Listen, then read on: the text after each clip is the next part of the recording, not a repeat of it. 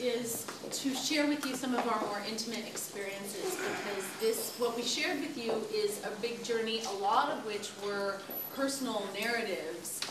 We did cover songs of King Missile and Beck. And other than that, everything else was original. And most of it, I think except Cody's piece, which was original, written by him, but fictional, most everything else is pretty true, and the truth is often stranger than fiction. So these are the writers in addition to the performers, and I want you to feel into any questions that you might have about anyone in particular. But before grilling them, they put out a lot of energy for you, and I want some love and energy back. So I'm going to ask you all to reflect on some of your highlights so that you can give them a taste of that feedback. Let's all start with a breath, eyes closed.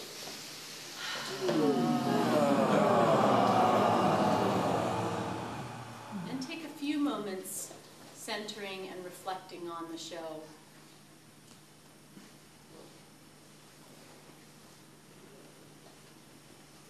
And take a real responsible inventory. What did you get? What was the most valuable message or moment that touched or moved you? And a big sigh on the next exhale.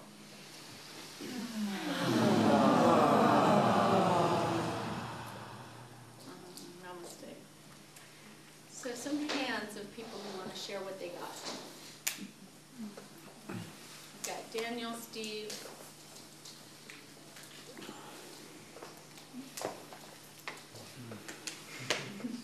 Good. What's your name? Sarah. Sarah. Okay, great. Welcome, Sarah. Daniel. I thought there's a therapy for the audience in undoing some of the religious shame, hell stuff by watching everybody do it. And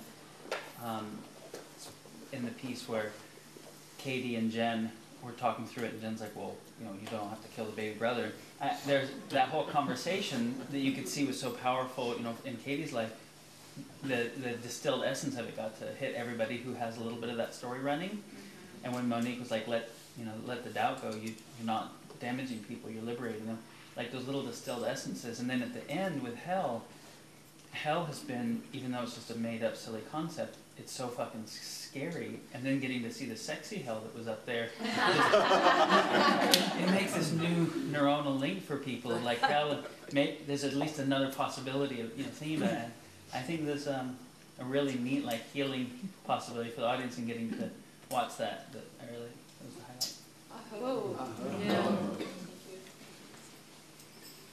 The man with the camera. I just love this show because, my dad he brought me to a church when I was little, but it wasn't a heavy-duty Christian church. And you guys play Jesus so many different ways. I was watching it going, I don't know which one is the way the church thinks it is. I couldn't figure it out. And so I just got into every story. And then by the end, I'm believing everything Michael is singing. I'm just thinking... it's like that was you just truth. pick. Those were true. It's just great because it's just a big story, and you can see just your mind can take it anywhere it wants to go. It's up to you where you want to go. Thank you. Sarah, and then. Yeah, for me it was all summed up in there was one line that the only sin is the shame, or the only sin is shame. And for me it was just it took a moment with that. It's like, just really feeling it dropping deeper and deeper into my body, and I feel like that's something I'm really going to take away with me. So I want to thank you all for being willing to bear all, as it were.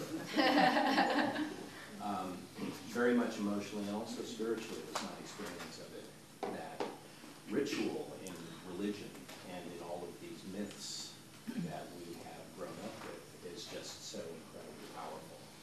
And so what I found myself questioning was the ritual, because of the very stark and contrarian way that you presented those different rituals. made me reinvent them and re-experience them in my mind and in my body.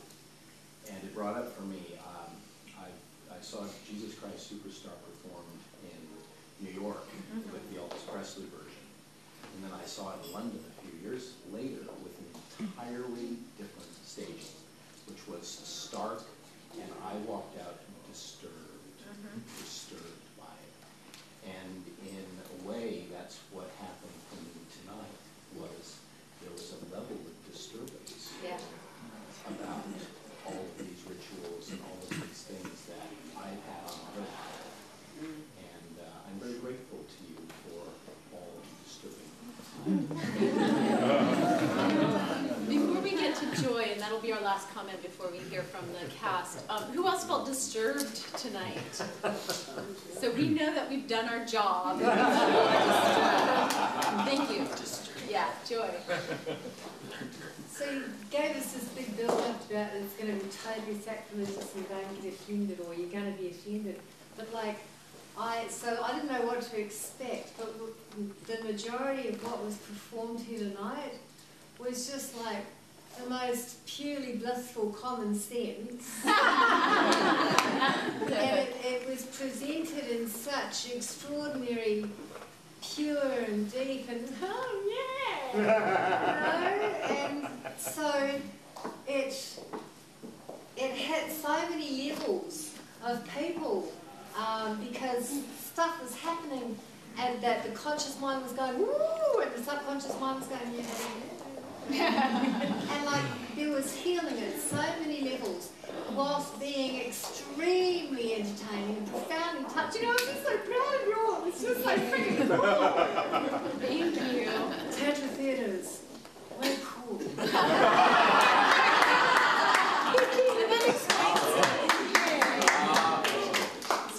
If you weren't disturbed, it's because you're already disturbed. Right on. So I want to hear from the performers some of their highs and lows, but actually I do want to take questions. I want to know what are you wondering about these performers? And we might do that in order just to get each person to talk. Yeah, they can, but just to share the stage time, I guess. Who, let's just see who has a question that you want to ask the performers. So, so let's start over here with Iris. Nathan, why would you choose such a complicated form of masturbation?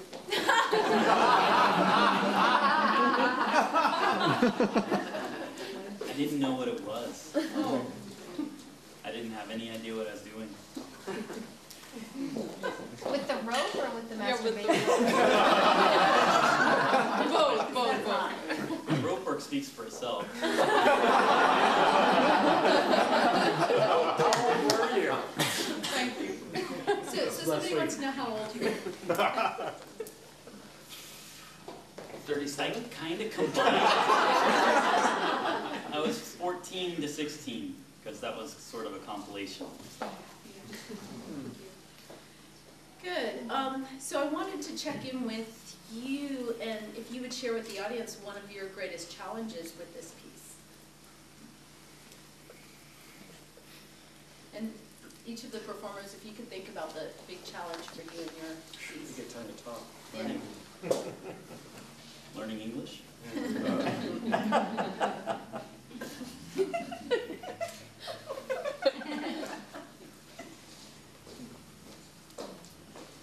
You know, I think the biggest challenge was the ending. I kind of knew the story I wanted to tell, but I had no idea where it was going. And I struggled with that for a long time. And I kept adjusting the story and combining, and it never really quite had, it seemed like there wasn't a clean ending point until 3 days before. roughly 3 days before, somewhere around 5 a.m. in the morning, maybe 4, something like that. Yeah. Wow, yesterday. With rope? You have to pay more than $10 for that. My agent. Thank you, Nate. I just want to say, this show particularly, I want to acknowledge Nate and Monique. You know, the two of them were extraordinarily, I mean, you saw the pieces they performed, how ambitious that was to share with that depth. But they both have the background that they have. It's really amazing that they signed up for this sacrilegious show. Seriously.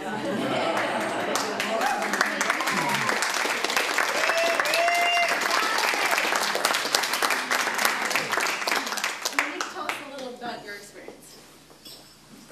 Definitely the most challenging part for me was as I began to write it, then I began to relive it and have like all these experiences come up, and that became the highlight because as I wrote it and as we acted it out, then it was like all of these pieces integrated and aligned with me, and I was able to release anything that wasn't serving. And I was still scared, but it was beautiful. Oh. Any questions for Monique? Okay, so you have a question? Okay, we had a question from Roxanne. Oh, but it was for Colby. Okay. Oh, did you really get $800? That's a good question. That my piece was the only piece that was fantasy. So, no, I was never a homicidal prostituting bitch. Well, he has to say that because of the temple raids and everything. So he has to just. This piece was actually written immediately after, while I was walking back to my car after the last Tantra Theater, because I was in the audience, the first one I'd ever seen. And so this piece was inspired by that energy from the last show. So be warned when you go to your car tonight. Stay open. Yeah, thank you. What was your biggest challenge, Cody?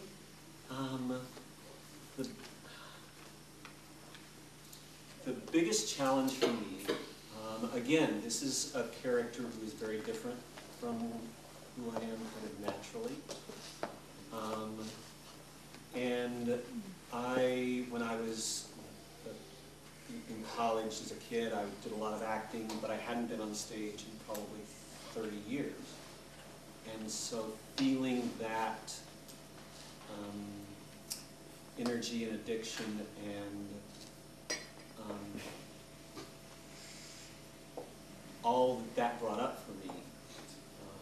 And I was raised in a Southern Baptist church in Waco, Texas. All that implies. So there is some stuff there. So being back into this environment brought up all kinds of. Did Linda have a question? And yes, and it may go to several of the men. How did it feel? What happened inside you when you found yourself playing Jesus?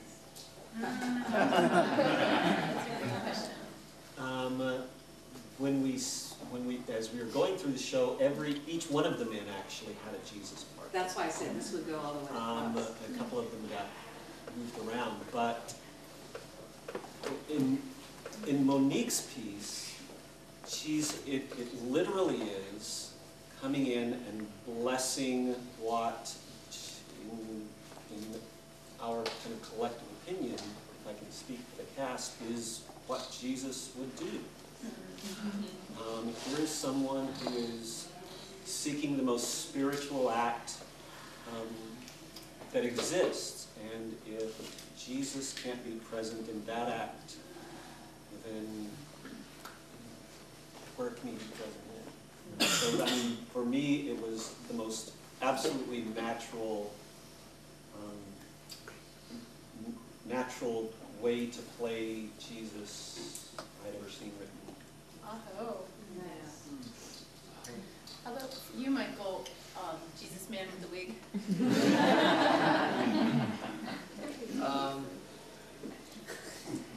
By the way, we had other other versions where he was wearing like kurta and sandals, and like people couldn't pay attention. Like a moo-moo. And we're like, I'm sorry, was Nate talking? Yeah, there were some funnier ways that he was dressed, that we had Jesus dressed before, but it was too much, a little bit over the top. That's if That's you can possible. imagine. Yeah, I was having a lot of trouble, like bringing the humor out in it, and instead I don't know. I think I just kept falling towards the real lovingness that Jesus can be instead of the punitive part. And I think that's just, it comes from Nate's writing, which was so good in that piece, that it just kind of pushed me that way. It made it very easy, actually. It was just like kind of a natural, you know, I was actually trying to kind of go a little different direction. It kind of like magnetized me into the way that I played it. So just, you know, just the way it was written. Oh. Yeah. How about your challenges with your guitar pieces? You know, the King Missile piece, which is the one, Jesus is way cool, was I thought that would be just so easy, and as we were getting close to the show, it was like, that piece is falling flat. It's not, and Kamala, you know, picked it apart and figured out why that was. It's a funny piece, but it doesn't really tell a story, like an ongoing story, like the Satan piece does. And even the Brahma, the great creator, which I wrote, is just a story, you know, a story from Hindu, you know, mythology that I had you know, turned into a song, but it's a story that has a whole flow. And the King Missile one didn't have a flow, and so it was kind of falling flat. And so really only today did I kind of get a grip on how I would make it, you know, telling a story. And I really still feel like I only got about halfway there. So it's just in the way of telling it and acting it so that it has a continuous flow of the story instead of being broken up the way that it was written by King Missile. By tomorrow. Huh? By tomorrow. Yeah. Come back tomorrow if you want to see a better version. No, but you did great. Storytelling with the guitar is a whole, you know, medium, and I'm just thrilled to see Michael's never done that before. You did a lot of it in the show, so thank you. Mm-hmm. Yeah, thank you. Okay, now, will the real Jesus please stand up? Tell us about your piece. Well, the piece itself came from an assignment you gave us, what would Jesus do? And I was laying at the beach, and it's like, well, what if Jesus was a stand-up comic? And then it just channeled. I also had a religious background. I was a Pentecostal minister in my early 20s, and had a certain sort of relationship with God and Jesus and all that. And so I had this sense, and really sort of connected with it today, of just like, you know, I'm going to just let it go and let it channel through. And there's a part of Jesus that wants to be known, that is not, that, I mean, there's the suffer the little children and all that crap, but there's also the, let's turn the, you know, oh, we got some water, let's make wine out of it. You know, and enough with the merchandising and that bullshit, and you know, let's get on with, you know, real things, you know, and connect in a real way that's funny and alive, you know, and juicy. And that wanted to come through, and the challenge was editing, because there's lots more. There was some things in there that I had used earlier, and people said, "Oh, when are you going to do that part?" Another day. There's a one-man show coming. Yeah. Yeah. Oh. Jesus shall be born. The second coming, or the ever coming Jesus. I've talked to Adam about this. He's like, no, we don't like how that one ends. I don't know that story. I'm I mean, honestly, I just want to acknowledge stand-up comedy is a whole craft, and it's a bitch of a medium. And he just stood up as the first time ever doing stand-up, and I'm so thrilled with what came through you. Awesome.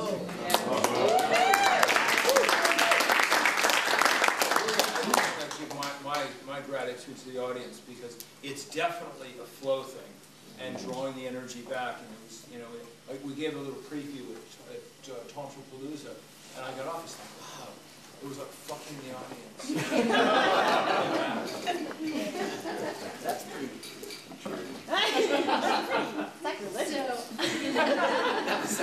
So Katie, tell us a little bit about your journey. It started from a question you asked about an experience of innocence, and I just remembered my ex, and we had been together only a few weeks, and she asked the stupid-ass question, what's Easter? How did she not know? And she asked the best question ever. Why? It's dumb. And it all flowed out of that. So in the writing and performing of it, the actual stage work, what challenged you?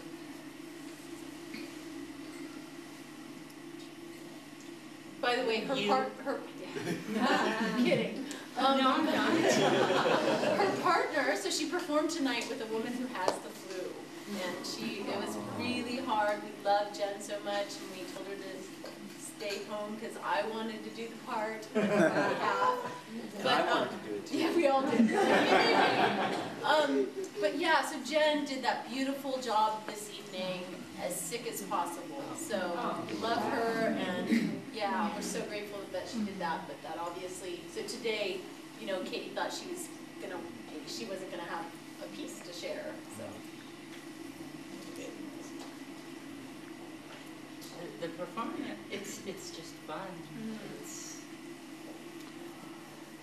It's an addictive substance, not yet regulated.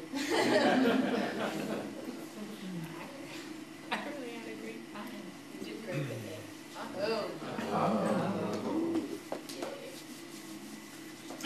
How about for you, Chris? Do you want me to start with the challenges or the highlights? I think the challenge is pretty obvious. The not getting hard at a party? Gosh, where do we begin? I'm, relatively new to the Tantra poly community, and you guys know how to party. You get together and you get, your clothes off. And some of the summer parties that I've experienced, I drew upon that experience for this piece, and I actually, pretty soon after we auditioned, I knew that that's where I wanted to go with it. And there's just nothing like, you think you can experience everything in life, but then you go to one of these expansive parties where everyone is just so free, and you can't prepare for that. There's nothing you can do to see that kind of sexual energy in one room.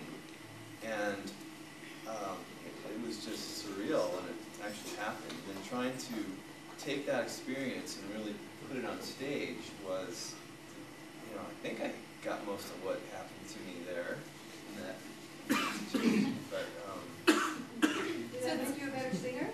what's that? Yeah, that makes you, did you notice that makes you a better singer? So it's so funny because some people go to these parties and they become better lovers, and Chris is like, I'm writing a musical. I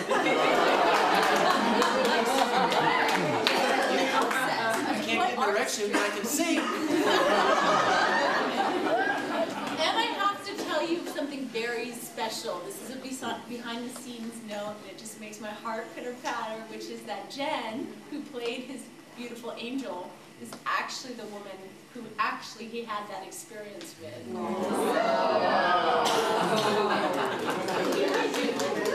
Yeah. It's played out a lot better on stage than in real life. Thanks for sharing. So it really wasn't Heavenly Head? It's more than Heavenly Head. I think we heard from the challenges. I want to just take a few final questions from the audience, and then we'll get back to partying. So, what else do inquiring minds want to know?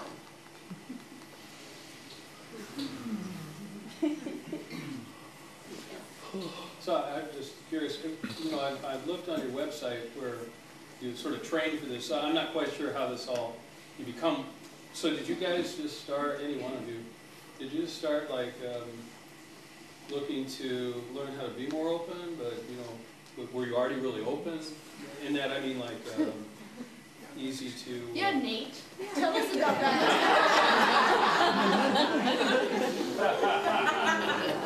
When I was 14, right now my life's an open Facebook.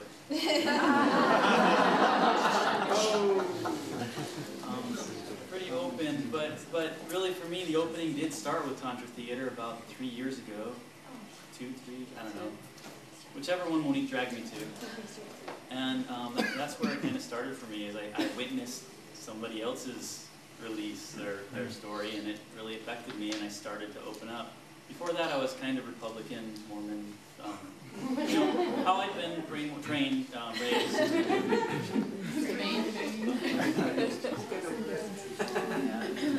What? Yeah, go ahead, Kitty. So much of, and it's going to sound like she paid me to say this, but so much of it is how Kamala sets the stage for us to get inspired, and the questions she asks, every one of us, oh, she had that plan for me to ask that question so that I could get, and everybody else is thinking the same thing. And the way she sets that stage, and then takes, this is a cool idea, and makes it into a story, is genius. This, I mean, in order to get to this point, to be able to put that much of yourself just incredibly vulnerable on stage, there has to be an incredibly safe place to work through all that. And Kamala provides that in our journey. Auditions were in September, first week of September. So we've been working on this for that long. And in order to get to being totally naked on stage like that, you have to have an incredibly brilliant process. And that's what Thank you. I want to speak to this particular journey. This is our 7th Tantra Theater, so we've done this 7 times. It's a 3-month period, but this particular Tantra Theater challenged me more than ever before. And I'm not because of the players. Like, I love the bond and the synergy, but what happens when, and we just, it feels like we keep going deeper. What happens when we said, okay, we're going to do a holiday play, a sacrilegious holiday play. There's such a deep cultural ingrained, I guess, there's psychic agreements that we're working right into, and it kind of tears all of us up. I think at points we were just, think about each of us having our own religious damage, our own backgrounds, and then being like, how can we tell a consistent story? And it was just a peeling away.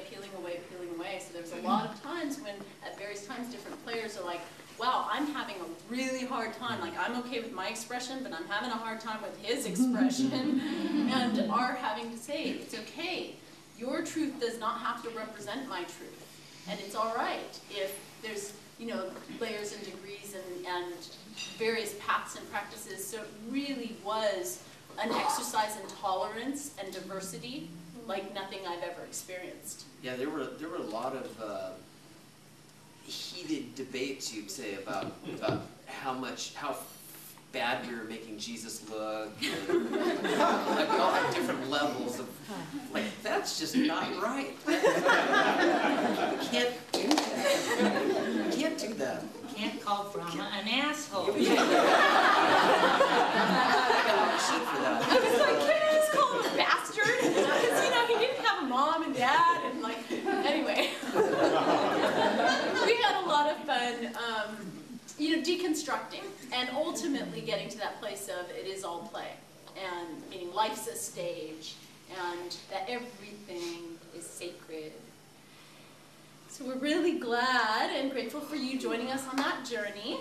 And we're going to do a little closing of the Q&A and then opening. I think we'll have music after this, right? We've got music set up to continue to mingle and connect.